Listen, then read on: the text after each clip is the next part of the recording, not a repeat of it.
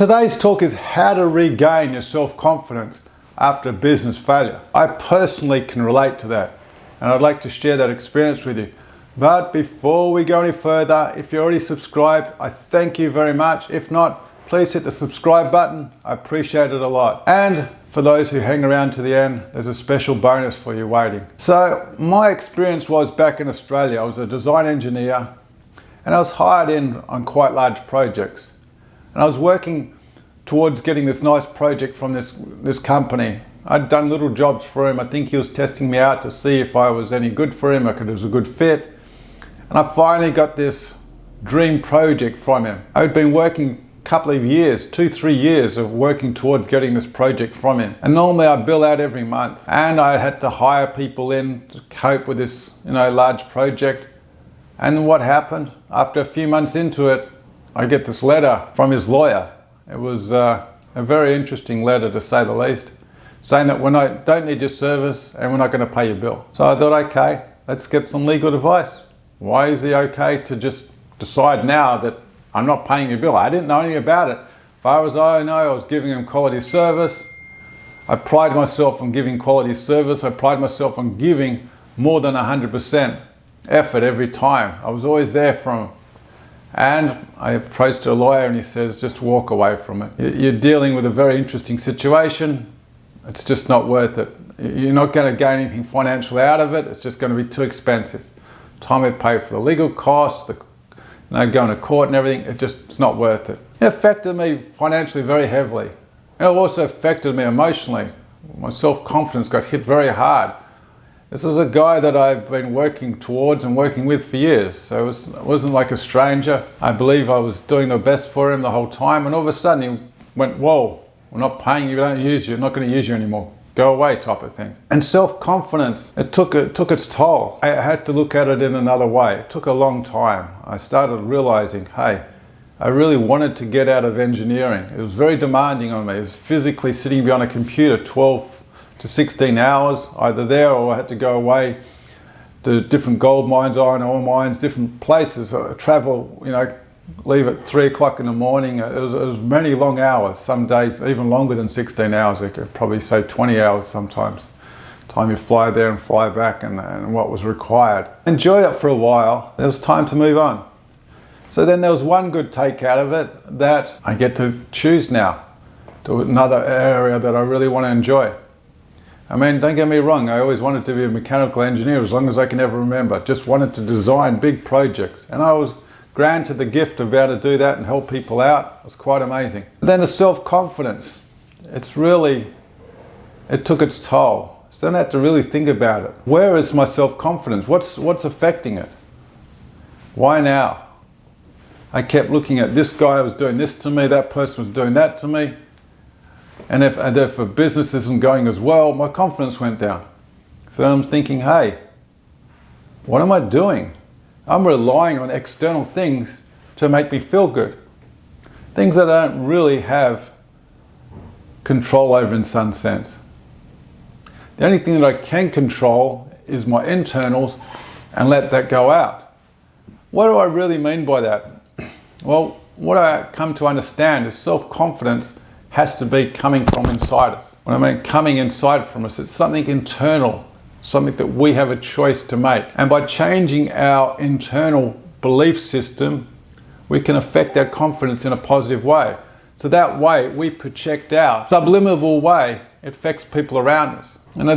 I'll give an example. You can walk into a place and it just feels right sometimes. It doesn't feel right. Another example is like when you go to the farmer's market, there'll be one booth full of people. The next one near it is empty. But you feel the one that's full of people, it's got alive, it feels great energy. They could be selling almost the identical thing as a product produced next to them. And they're like, no one's there. They're trying hard, screaming out prices and people not turning up. But you can feel there's a difference in energy. It doesn't feel so inviting. So by understanding this, the internals I can change and make it more inviting for people to come around and be part of my life, then this will help my self-confidence. So I do have control over my self-confidence. It's not those external things that people say, oh no, you're no good at this, you're no good at that, sorry, I don't need you. That's almost like you're listening to reasons to affect your self-confidence. But if you turn it around as people telling you these things, this could be used as a gauge to work out, okay, what do I need to fine-tune inside myself so I can help more people that what they really want. And it's like trying to offer a product or a service to the wrong area. They're not going to want it. But if you hone in and get your niche in the right place and line it all up, what happens?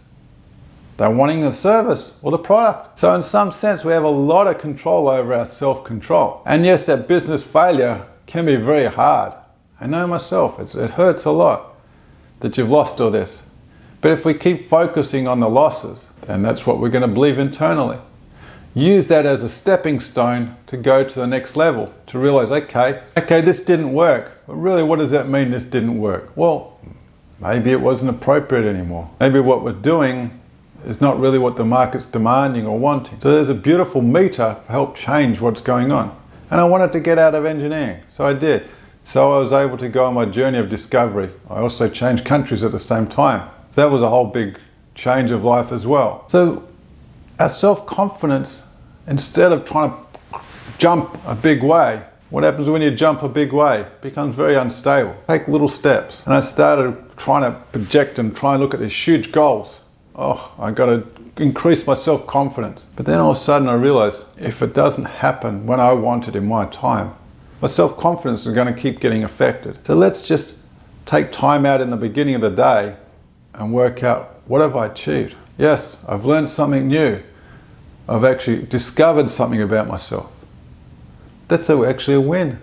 So now, instead of letting go and forgetting all those little things, making those little things more important. And when they become more important, what happens? Our self-confidence starts growing. And all of a sudden, we're giving that out to people around us.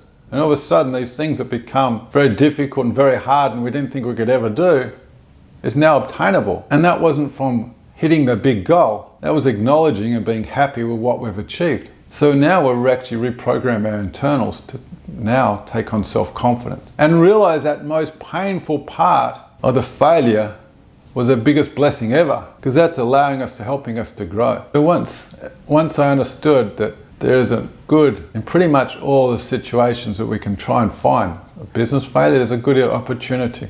And I remember many years ago, a guy told me a story how he thought that he's missed out on this huge deal. This deal was just going to make him, but it didn't happen.